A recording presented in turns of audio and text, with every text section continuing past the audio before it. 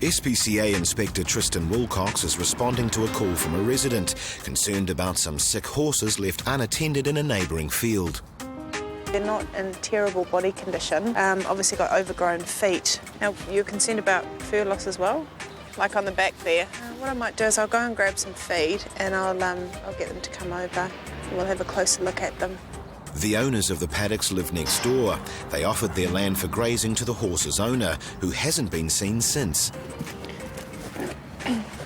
This one's definitely a little bit leaner. I mean, you can see through the neck here how it's a little bit hollow. Unable to contact their owner, and with the grass running out, the landowners became concerned about the horse's welfare and called the SPCA. Over winter, it is crucially important that if you don't have good quality grass, that they do get supplementary feed. I mean, it's just lack of maintenance. I mean, look at the mane.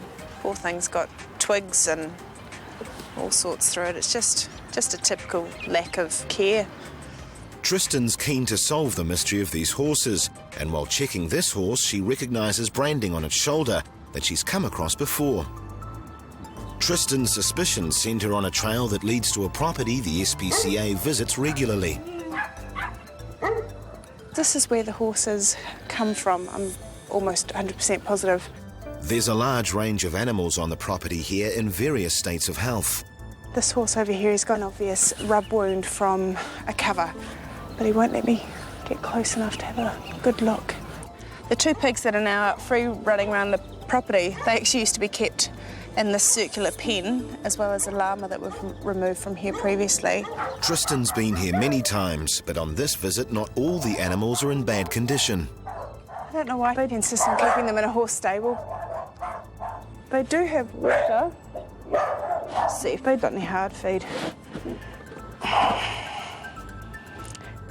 No. No. Basically, these animals are just eating the bare minimum, so that's my concern at this stage. But there's no sort of need for immediate removal of any of the animals at this point. The property is not anywhere near as bad as it has been in the past. I'll be back next week to check up and see how things are going. Back at SPCA headquarters, a woman has arrived with a dog she can no longer care for. Hi. I rang earlier. This dog has been abandoned by my ex-husband. I don't know what else to do. I can't look after a big dog like that. Your ex-husband know he's in here? No, he doesn't. He needs to know he's in here. If it's his dog, he needs to know it's in here. Well, I was just going to lie to him because he can get quite aggro. This woman is surrendering the German Shepard because she believes the dog has been mistreated. He's been abused, actually being beaten by some young children. He's just come into his own in the past couple of weeks. He's become like a part of the family, but like I say, I cannot look after him and feed him. I've called everybody I know. It takes a lot to look after a big dog like this, you know. You can't be on a benefit or anything and think you're going to look after a German Shepherd. Distraught at having to give the dog up, the woman knows he stands a much better chance with new owners. I don't have the time or energy to look after a young dog like that because they need a lot of attention. I'm afraid to leave him outside in case somebody steals him, and I don't want to leave him inside because he'll destroy it if he's in there too long. It's just because he's a baby, not a bad dog. It's heart-wrenching. I wish I could keep him, but I can't. Meanwhile, in Mount Roskill, a concerned neighbour has called the SPCA to rescue a dog that has been lying under a vehicle for several days. We had a call that he's stuck under here. It's an old dog, judging by the look of him. He could be around 14, 15 years old, which is very old for a dog. Apparently his back end's not working that well. Good boy, have a look. Oh, yeah, that's pretty good. Plan A is to tempt the dog out with some tinned food. Come on. That's the boy. Good boy. Good boy. Come on. Good boy. But no amount of encouragement can move the animal, and Kevin guesses the dog must have abandoned its kennel for the cooler location. I think it's picked under here because the concrete's actually quite cool under here on a hot day, so I think it's under here because it's a nice, cool, shady spot to be. The owners are away on holiday with someone coming in to feed the dog. I've noticed there's biscuits laying near the fencing. There's a bucket of water. Kevin's not prepared to leave without checking the dog's condition, but he's going to have to use every trick in the book to get near him. The eyes are a bit glazy, with the grey around the muzzle. It's certainly seen some years. Come on, boy. Good boy, come on. Good boy. As the dog's showing no sign of aggression, Kevin's gone for plan B, a firm pull on the lead. There's your prize. That's a good boy. Come on. Come, guy. Come on. Come on. He's got problems in the hip area and back leg area, which comes with age. The owner is away on holiday. There's people looking after him, but I'm going to take him with me and I'll get our vets to check him out. Back at base, Jodie looks the dog over, though her diagnosis is simple. He's suffering from old age.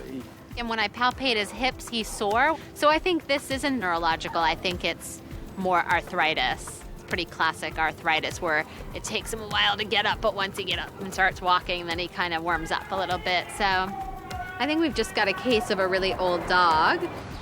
He also has a few other problems, no doubt caused by neglect. We see a lot of this fly strike, and if you look under these scabs, you know, there's weeping sores, and basically all the parasites like fleas and flies, you know, land all over the body, and fleas suck blood, and flies are, yes, they are. They're eating the ears, you know, they're laying eggs, and that is not comfortable. The SPCA doesn't intend to prosecute, but after treating the dog, they'll have a few words of advice for his owner. So we're going to have a chat to initially the person that's looking after the dog, making some changes in how it's set up, dealing with the fly strike and increasing a little bit of food, get a better body condition, and also setting up the kennel in a cooler area. We'll look at returning the dog, but we'll just adjust a few things on how he's kept, and he should be good for the rest of his years he's got left. This is a battery hen, just one of 3 million across the country. The hens on this farm were rescued from slaughter after passing what's called their optimum laying capability, making them destined for decapitation. Though fortunately a group of women intervened and managed to save more than 500 from being culled. Because I've got a horse truck, I thought that's an easy way to transport, so I headed out to Rama to the hen farm to pick them up. Most of them reasonably bare of feathers. Sarah's friends used their cars, filling them with as many liberated hens as they could. We got 500 hens out. The other 4,500 would have been killed. With space on their farm, Sarah and her mother, who are great animal lovers, didn't hesitate when approached to rescue the hens. The first few days they were terrified of people, so every time we went into the pens they leapt in the air and squawked their heads off. In fact, you could always tell when someone was in with them because the valley resounded with the noise of it. Normal life of a battery hen is that they're in a cage the size of an A4 piece of paper. They don't obviously have room to move around, so they tend to come out of battery hen situations with very little muscle tone. And in fact that means they break very easily, and we often get hens that don't move at all because their muscles haven't developed. Battery hens are usually killed after 18 months, but in normal circumstances will continue to lay eggs and live a healthy life for around 5 years, which is why Sarah's got plans to find them homes. If they're going in small groups to people's lifestyle blocks, they're going to come across cows and horses and dogs and cats, so I've specifically made sure the dogs are around. They've been able to go in amongst the cows and things to get used to, so that they're not going out to new homes and terrified of dogs and terrified of people and terrified of all sorts of things. In fact, one battery hen has become Sarah's favourite pet. She's been living with us for about 2 years, and when you compare her to the chickens that are around today from our recent battery pickup, she's probably at least twice their weight. She's got a beautiful full coat of feathers, and she's a very happy, healthy chicken, laying regularly too. She probably weighs about the same as your average female cat, around about 3.5 kilos, so she's a good heavy bird. The chickens that we picked up just a few weeks ago, we've got a couple that probably still only weigh about 500 or 600 grams. They've got a lot of body weight to put on. There's a really good chance that these guys will be laying eggs for their new happy hen owners for a good couple of years to come. This German Shepard dog was surrendered to the SPCA by a woman who believed he was being beaten. I mean, there's no signs of abuse whatsoever, being hit, things like that. Like when you're checking for eyesight and things like that, ones that have been hit, they cringe away. And So far, he's passed his vet check with flying colours, and although he has a few temperament issues, the police are keen to check his suitability for joining the force. The German Shepherd's the breed of choice for the New Zealand Police. He's a strong, agile, fast dog, and he learns at a rate that's economical to the department. He has a long coat which keeps him warm in winter conditions. Even if he gets wet, he's pretty well suited to look after himself, and his performance record with us has really been quite exceptional. We're looking for dogs up to 3 years of age. They must have a very strong retrieve drive. Some of our best dogs in the past have been age unknown, heritage unknown, and they've come from pounds and from homes where people have adopted them through various means. And this dog named Grizzly fits the bill. Yep, he's a confident dog. He's not shy of people, and he's keen to chase a piece of jersey on the ground and engage that. He's keen to bite things and hold on, which is one of the traits we're looking for. We'll take him back to the dog base. We have a few days there. He'll come out on training days, and we'll have a look at him and give him further assessment and hopefully offer him a brighter future. Across town, SPCA Inspector Sue Bourdet is helping a man control his growing cat population. He's got about 7 cats and absolutely adores his cats, and I help him with his kittens. He's never really been too keen on getting them desexed, but he's agreed to let us spay one of the females. He's also got some kittens that have got sore eyes. Hello, beautiful. Oh, is this the one? That's the one, okay. That's the one. Sue comes here regularly to check on the cat's health and pick up some of the kittens so they can be rehomed. No, I haven't got enough of them yet. I'll let the new owners name them. We don't like the eye cream, do we? We're not keen on that at all. They don't like having that stuff in their eyes. They don't like the eye cream, do they? They're a bit harder than they were the other day to do. While some medication is necessary for the young ones, today it will be this cat who'll be desexed. Your cat's fine, don't worry. She's in good hands. Sue's keen to ensure Mr. Man's cats are spayed, so they don't contribute to the growing number of unwanted animals in New Zealand. There are many volunteers too, doing their best to manage the cat population. Well, we moved here about 9 years ago, and what we noticed was there's a lot of cats running around homeless, wild cats that we haven't been able to handle, so we decided to take them on board and start looking after them. So originally what we did was we started trapping them and having them desexed. Jackie cares for more than 20 cats who live nearby her house on the North Shore, but only some are her pets. Well, we've got one true domestic cat that we can handle and cuddle and play with, Lucy. She's very tolerant of the other cats, as is our dog. We've got another 4 cats that we refer to as our domestic cats, but they're actually let's just say they're a work in progress. We're taming them. We're in the process of taming them. Despite all Jackie's efforts controlling this cat colony, each kitten season it becomes a tougher task. Every summer there'd be more kittens. It's quite heartbreaking because by the time you can trap them because they are homeless, it's too late to tame them. And so then what we do is we get them desexed, we release them back into the colony and we continue to feed them. And around dusk every night they front up with the expectation of being fed. Well, our regular visitors, we've actually named them all and we know them and recognise them now and they recognise us, and we can actually sit out here when they're being fed and I can get within, say, 3 feet of them. But a step further than that and they'll take off. Generally, no one else we know of that comes around to visit can get near them at all. It's pretty hard to see them when there's people here. But they've got used to me because they know I'm the feeder. Concerned for the cat's welfare, Jackie's even constructed a purpose-built cattery to house the stray cats during their recovery from desexing operations. Basically, our aim was to get them under control and give them a quality of life. Which is exactly what the SPCA is hoping to do with Mr. Man's cat, who's the first patient to be spayed in the SPCA's mobile desexing unit. So the plan is for this unit to set up in towns around the country to be used to desex animals that would otherwise not be desexed, and thereby trying to avoid the problem of unwanted pregnancies. With this clinic, the SPCA's goal is to help stabilise the pet population in New Zealand. Later that day, Sue returns the cat to Mr. Man's house, where there are many others, but their breeding has been controlled and the kittens rehomed. She's very well recovered now and I'm very keen to get out of this cage. I'm sure Alice will be pretty pleased to see her. Alice! He doesn't appear to be home. I'll just let the cat go, she'll be fine.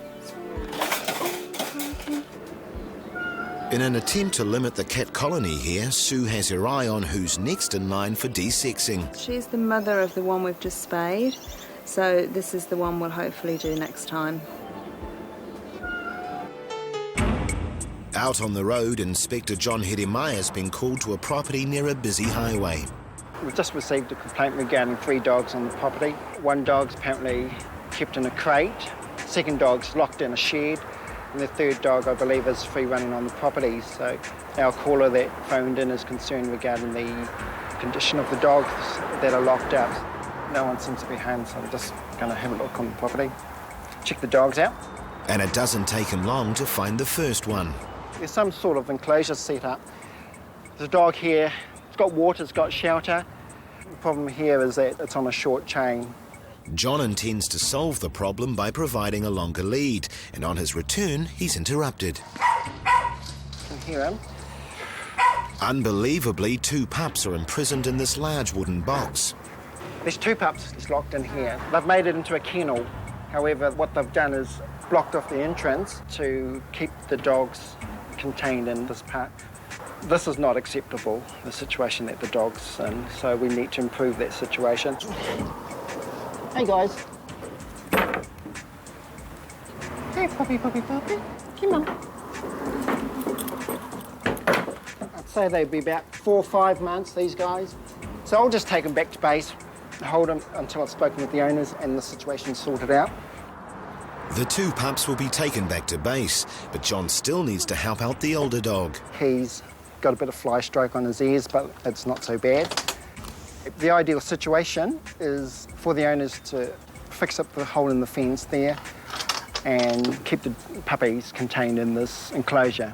Basic repairs, and then the pups should be fine to come back. Alternatively, the owners can sign them over to us and we can rehome them. That'll be an option as well. Inspector Tristan Wilcox was able to confirm her suspicions that the horses left abandoned in a paddock have the same branding as other animals that the SPCA has previously uplifted. Cammy was the first uplift. We've had her now in our care for 17 months, and we've had Vladimir, whose name is now changed to Tommy. We've had him in our care for 15 months. The horses have been fostered by volunteers who can no longer look after them. We need to help these guys out by bringing them back to the SPCA. When these horses were originally uplifted, they were in shocking condition, emaciated and facing an uncertain future. After a year in foster care, the horses are now thriving. So now we just head back to base. That happened fantastically well. Back at headquarters, the paddocks here are becoming full with horses uplifted by the SPCA. The other horses, we've got Red and Girl. They have been in our care 17 months, and they were also out at a foster home, and they've had to come back. A lot of these foster parents have got their own animals, their own horses, and they've obviously got to look after their animals, and they've been really, really helpful with us. They'll all settle in together, and then they'll be fine. A donkey was also part of the original uplift. Over the course of the rechecks for other horses and the other animals on the property, he was slowly and steadily losing body condition and losing weight. His feet needed trimming, and it was basically just a lack of care. Meanwhile, out west, Inspector Todd Neal is on the chicken run, rehoming several of the birds saved from a battery hen farm. Come and grab a chicken. Karen and John now own many animals rescued by the SPCA, and these chickens will be joining their other chooks for a long and happy future. This is one of the ones that's probably taken a little bit longer than most. She was a little bit balder than the other ones when she first arrived. So she may take several months before to grow her feathers all fully back again, because she was pretty light on feathers when she arrived at Sarah's. So, but she's got a good weight, quite a good body weight on her now, so she's doing quite well in terms of the eating steaks. To look at these chickens, you'd say that the people that had them would be in breach of the Animal Welfare Act, but unfortunately, due to it's been such a huge business, battery hen farming, they have gained an exemption from the Animal Welfare Act from the government. Something that is starting to change, and a lot of people's attitudes are changing, obviously, now that they're seeing these kinds of chickens and how they're being kept and farmed. For these guys, it looks like they've got a much better lifestyle now than they had in their battery farming days, scratching around and sorting out who's boss. they soon sort themselves out. Grizzly, the German Shepherd, completed his training with the police dog section, but didn't make the grade. Unfortunately, things didn't work out well for Grizz with the police. His retrieve drive wasn't quite what we were looking for, but the good news is we were able to rehome him. He's getting another bite at the cherry, so to speak. Grizzly is now known as Rocky and has a new family, who are experienced in caring for German Shepherds. Yeah, we've had a few German Shepherds and walk them every day, and it's been good, eh? Yeah, it's good with the kids too, you know.